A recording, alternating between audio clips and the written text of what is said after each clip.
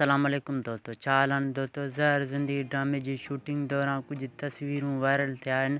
दोस्तों ज़हर ज़िंदगी ड्रामे में कहिड़ा मशहूर अदाकार शामिल आहिनि ऐं ड्रामो कॾहिं हलंदो, हिन ड्रामे जा टोटल केतिरा क़िस्तूं हूंदियूं, मां तव्हांखे हिन वीडियो में ॿुधाइण वारो आहियां। दोस्तों तव्हांखे गुज़ारिश कंदुसि त जेकॾहिं तव्हां हिन वीडियो खे लाइक न आहे कयो त वीडियो खे लाइक कयो, ऐं जेकॾहिं तव्हां पहिरियों दफ़ा मुंहिंजे यूट्यूब चैनल ते आया आहियो त चैनल खे सब्सक्राइब करे घंटी जे निशान ते ज़रूरु क्लिक कयो।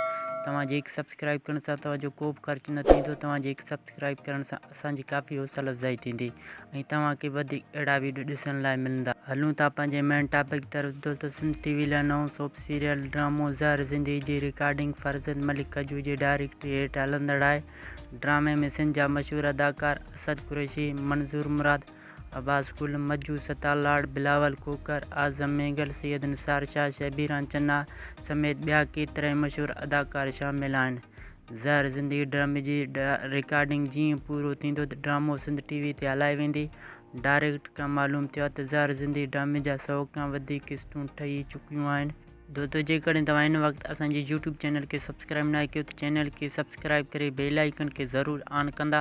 तव्हांजे हिकु सब्सक्राइब करण सां तव्हांजो को बि ख़र्चु न थींदो। तव्हांजे हिकु सब्सक्राइब करण सां असांजी काफ़ी हौसला अफ़ज़ाई थींदी ऐं तव्हांखे वधीक अहिड़ा वीडियो ॾिसण लाइ मिलंदा। हिन वीडियो बाबति कमेंट ज़रिए पंहिंजी क़ीमती राय खां असांखे ज़रूरु आगाह कंदा। मिलंदासीं कंहिं ॿिए नई वीडियो में। हिन वक़्तु ख़ुदा हाफ़िज़।